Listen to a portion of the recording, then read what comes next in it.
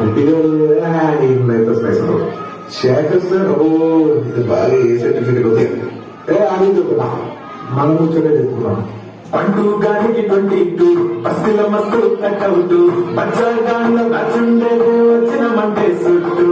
ఇకే సాలక ఓ నైటు చెట్టి డొక్కు బుల్లెట్ సన్ను సముల మందు కోసం ఎదుగుతానే రోడ్డు సిగ్గు చీరగట్టుకోని చెడు వీరు మెసినట్టు పొట్లం కట్టిన బిర్యానీకి పొట్టు బిల్లుల పెట్టినట్టు పన్నా మీద నిలుసోనుందిరో ఓ సందమామ సుఖరాగక శంకరుచెరు మామ